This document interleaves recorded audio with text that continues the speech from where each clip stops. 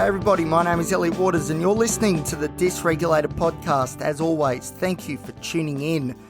Alright, so today's episode, just going to give you a bit of an update of how things are going. It's been a few days now since I left Izmu, so it's all about trying to get back into some sort of normality, which has gone pretty well, mostly because I've had to work, because we all need money and I don't have much of it at the moment.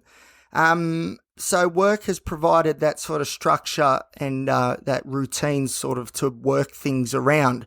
So that's been good. I haven't probably been to the gym or running as much as I would like, which is a bit of a problem because that really, I need to, no pun intended, but I really need to hit the ground running with this sort of stuff. And we're sort of hit the ground running at a speedy walking pace. So there's a bit of improvement that can be done on that front, definitely, because I am very, very unfit. But the thing is, though, come Monday, 6:45 a.m., I'll be doing my very first boxing class. Boxing, and I don't mean just, boxing for fitness. I mean, boxing the belt people. No, not really. But I am going to be training as if I am going to be jumping in the ring. And maybe I will, I'm not sure. Maybe I will. So I'm living my best Rocky dream. Fine. I've always wanted to do boxing. This is nothing new. But I've just, I don't know, I guess I've been intimidated by the idea of going to a boxing gym. But, one of the big goals at Izmu that I said right from the start was that I want to get into some boxing. And I think it's going to do a world of good. So that starts Monday, 6:45 a.m. Not sure why I picked so early. But anyway, it'll be good to get stuck into it, tick that one off the list, and hopefully it goes well, and that's my new sort of thing. So boxing, running, the gym, how can you have negative emotion when you're doing all those things? Well, we'll find out. Hopefully I'm right. What else is going on? Soon, also Monday at 5 p.m, at this stage, it looks like the first of the intake interview series will be recorded. A good friend of mine coming on the show to get interviewed about her story and how she's been able to bounce back from some ill mental health. So that'll be great. It's funny, we actually have recorded an episode already, and it was recorded 12 months ago, like 2 days ago, and it hadn't been done since. Partly because I just didn't have the confidence in the recording. The original recording from her end was perfect, smashed it out of the park, but I sounded really echoey and no good, and I've tried to fix it and I just can't, so we're going to record again. But in true Elliot form, time blindness, it's been 12 months, which I cannot believe. So hopefully, come Monday, the first of the intake interview series, pretty cool name, huh? The first of the interview series will be recorded, and I will publish that as soon as I can. It does need to be good quality though, because, this is someone else's story. It's okay if my story sounds like I'm in a well, that's fine, whatever. But if I'm going to interview people, I want it to be done properly, because these people, my amazing guests who will be coming on, they deserve their story to be produced in the best possible way. So that is what I'm committed to doing. But of course, me being,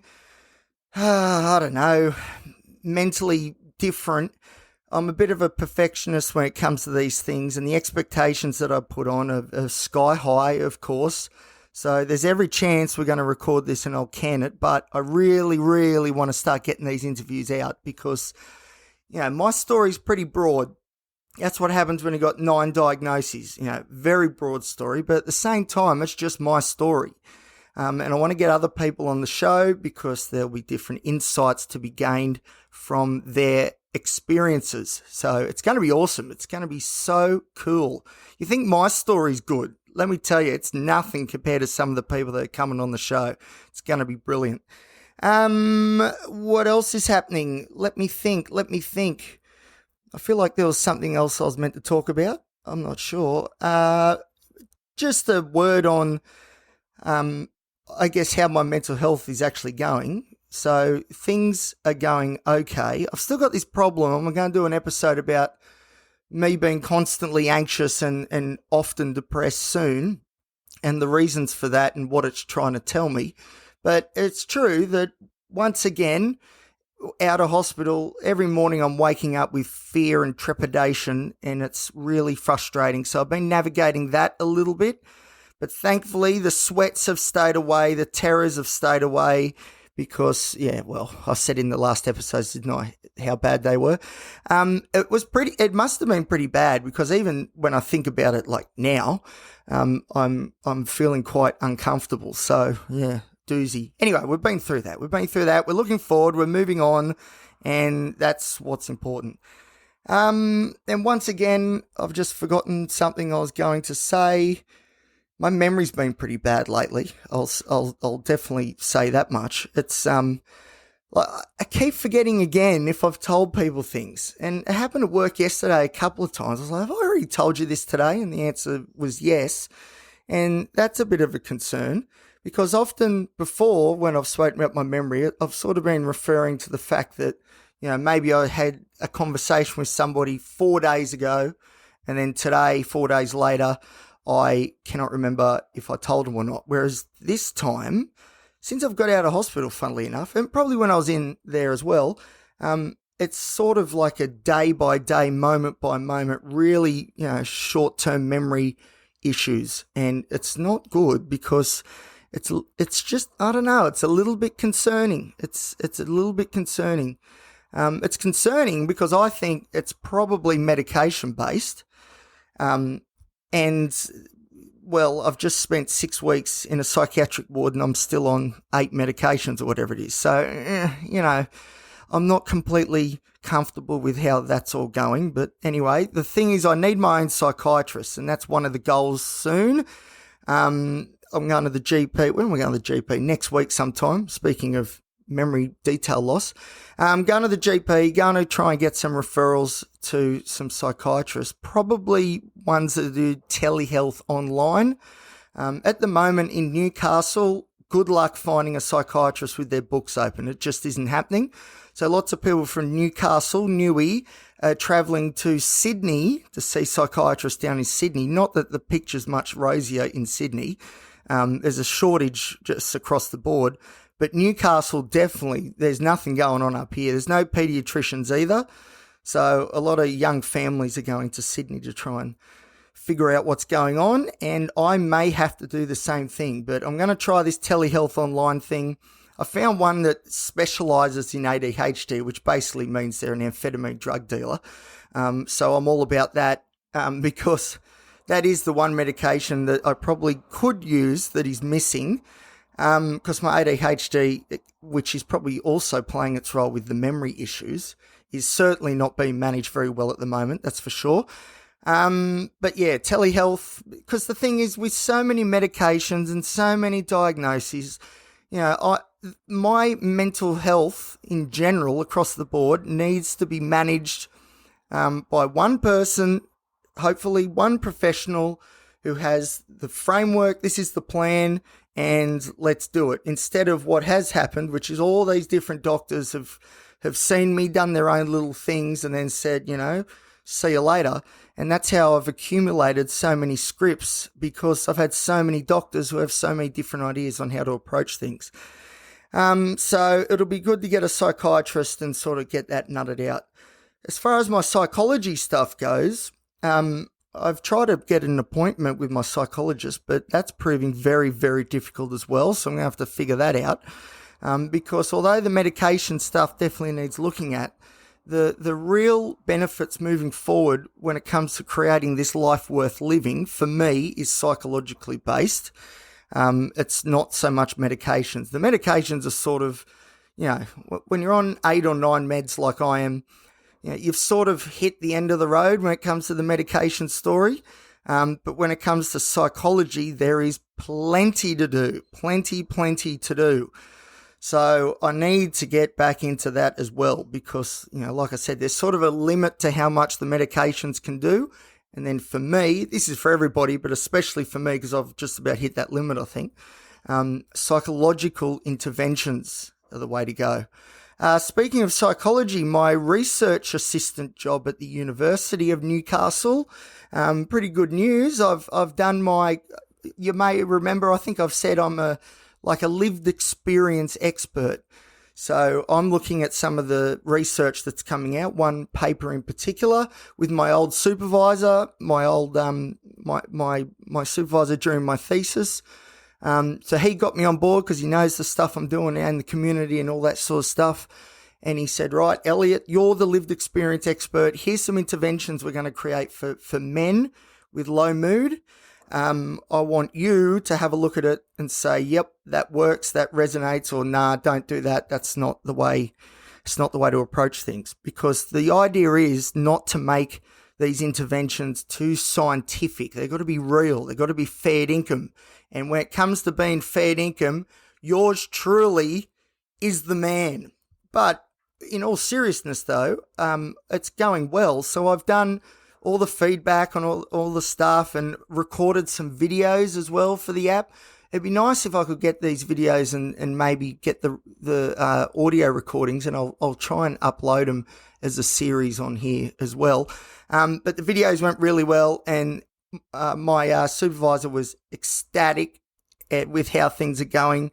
And he has, therefore, now said that I could be a co-author on the paper. That means Elliot Waters, thank you very much, Waters et al.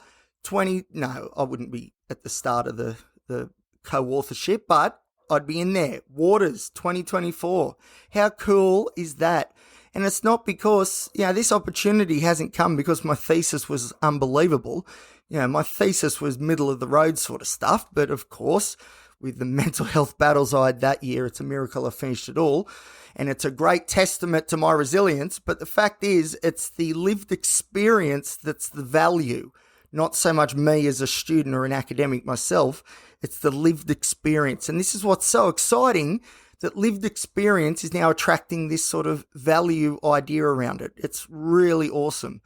So how cool's that? If I could get published, I don't know. That's something I never thought would happen. And I reckon, I'm pretty proud. I'm really stoked about that. So there you go. So soon I'll be Dr. Elliot. No, I won't be doctor. I'm not doing a PhD, but no, it's very exciting. And I hope, and I think it's only the start of more to come. So that's really great.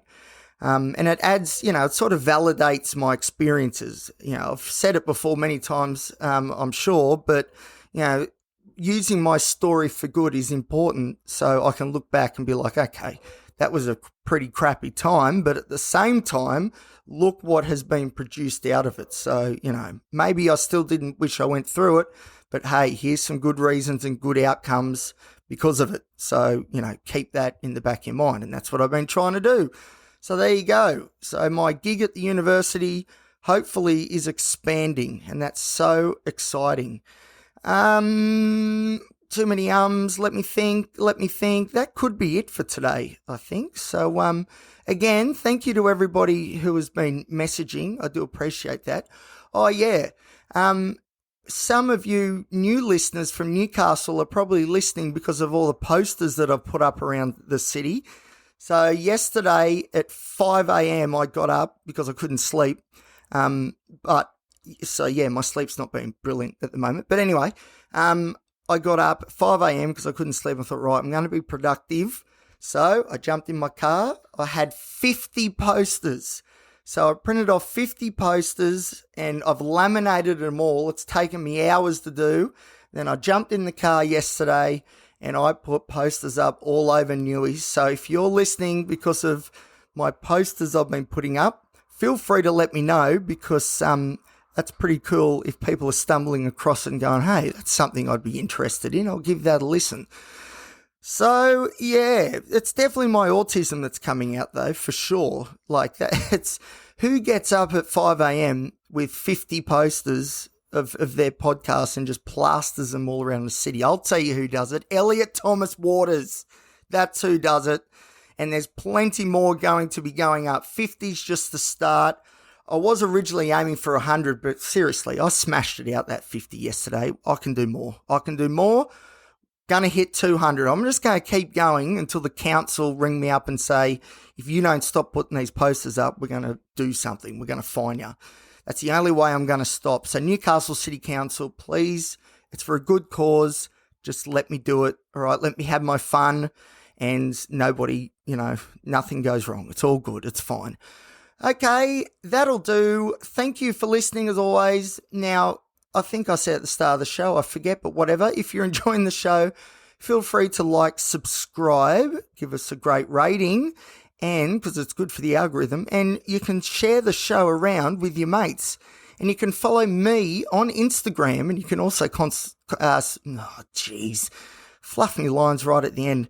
The dry mouth is just hitting now because I've just got up and had my medication, so it's just hitting now. So I'll try and get this out and get this over and done with. So if you'd like to follow me on Instagram or contact me, you can also do it via Instagram at elliot.t.waters. All right, everybody, thank you for listening, and I'll see you next time here on the Dysregulated podcast.